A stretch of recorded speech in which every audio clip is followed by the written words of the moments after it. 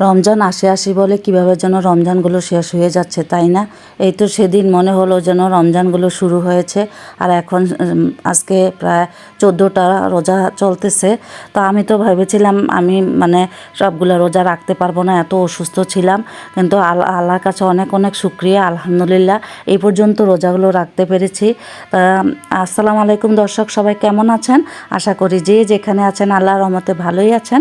আমিও আলহামদুলিল্লাহ আল্লাহর রহমতে ভালো আছি। তো আজকে সকাল থেকে ভিডিওটি শুরু করলাম। সকালবেলা আমি এখানে ছোলা বুট সিদ্ধ করতেছি, সামান্য একটু লবণ আর হলুদ দিয়ে সিদ্ধ করতেছি। আর আজকে ডিম আর আলু দিয়ে ডিম চপ বানাবো, তো এই জন্য ডিম আর আলু সিদ্ধ করে নিচ্ছি। আর এখানে আমি কলা দিয়ে, দই দিয়ে, দুধ দিয়ে, চিনি দিয়ে একটা শরবত বানিয়েছি। তো এটা এখন ফ্রিজে রেখে দেবো কিছুক্ষণ ঠান্ডা হওয়ার জন্য। আর এখানে ওই যে আলুগুলো সিদ্ধ করে নিলাম, এগুলোকে আমি ছিলে নিয়েছি, ছিলে তারপরে এগুলোকে এখন ভালো করে মেশ করে নিব। তারপরে এগুলোর মধ্যে মশলা দিয়ে আমি ডিম আর আলুর চপ বানাবো, কারণ প্রতিবেশীদের বাসায় ইফতার দিতে হবে। তো উপরে আমার ভাসুরের বাসায়ও দিব, আবার প্রতিবেশী এক বাসায় দেব। তো সবার বাসায় একসাথে দিতে পারবো না, এই জন্য আস্তে আস্তে করে একটা দুইটা করে বাসা দিতেছি। একসাথে সবার বাসায় একদিনে দেওয়া সম্ভব না, এই জন্য অল্প অল্প করে দেওয়া শুরু করলাম। আর এখানে শাক ভাজি করে নিচ্ছি, আর এখানে বুট ভাজি করব। তো বুটের জন্য এখানে আমি তেলের মধ্যে পেঁয়াজ দিয়ে, এটার মধ্যে আদা রসুন, তারপরে আমি এখানে গুঁড়োমরিচ দিইনি, হলুদের গুঁড়া, জিরের গুঁড়া, তারপরে টমেটো দিয়ে মশলাটাকে কষিয়ে নিয়েছি। তারপরে আস্ত কিছু কাঁচামরিচ দিয়েছি, আর এখন বুটগুলো আর আলুগুলো দিয়ে দিলাম। তো আলুগুলো আমি সবসময় এইভাবে একটু ম্যাশ করে একটু মাখা মাখা করে দিই, যাতে বুটগুলো একটু মাখা মাখা হয়। কারণ এই বুটগুলো যদি আলুগুলো ছক্কার গুটির মতো করে দেওয়া হয়, তাহলে বুটটা কীরকম যেন হয়, খেতে ভালো লাগে না। এই জন্য আমি সব সময় আলুগুলোকে একটু মেশ করে দেই। আর এখানে আমি এই যে ডিম আলুর চপ বানাচ্ছি, তো এই জন্য আলুগুলোর মধ্যে আমি চিলি ফ্লেক্স দিয়েছি, পুদিনা পাতা দিয়েছি, আর এই যে পেঁয়াজ বেরেস্তা দিয়ে লবণ দিয়ে আগে আলুগুলোকে একটা ভর্তার মতো বানিয়েছি।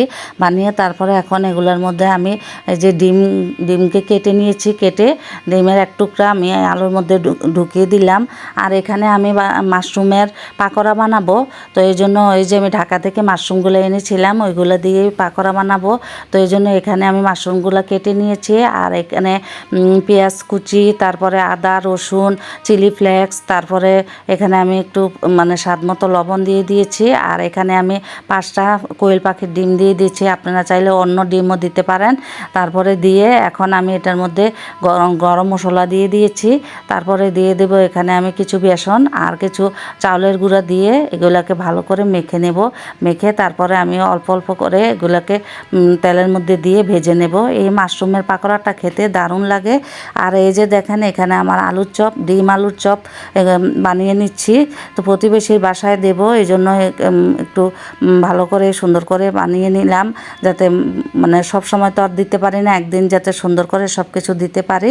আর এখানে আমি মাছ রান্না করব, তো এই জন্য আমি সব রকমের মশলা দিয়ে, হলুদ মরিচ লবণ একটু রসুন বাটা দিয়ে, তার পেঁয়াজের মধ্যে সব মশলা ভালো করে কষিয়ে তারপরে মাছগুলো দিয়ে দিব। তো আর এখানে এই যে আমি আলুর চপ বানিয়েছিলাম, আলুর চপের একটু ব্যাটার ছিল, তো এটার মধ্যে ভাবলাম যে 2টা বেগুনিও ভেজে ফেলি, ব্যাটারটা কি আবার ফেলে দেব। তো এই জন্য 2টা বেগুনিও ভাজতেছি, তাহলে দেখা যাবে একটা আইটেমও বেড়ে যাবে। তো এখন এগুলোকে আমি একটু লাল লাল করে ভেজে নামিয়ে ফেলবো। আর এখানে আমি ওই যে মাশরুমের পাকোড়া বানাচ্ছি, তো মাশরুমের পাকোড়াগুলো লাল লাল করে ভেজে নামিয়ে ফেলবো। আসলে মাশরুমের পাকোড়া যে এত মজা আমি আগে জানতাম না, এবার খেয়ে দেখলাম আসলে অনেক মজা খেতে।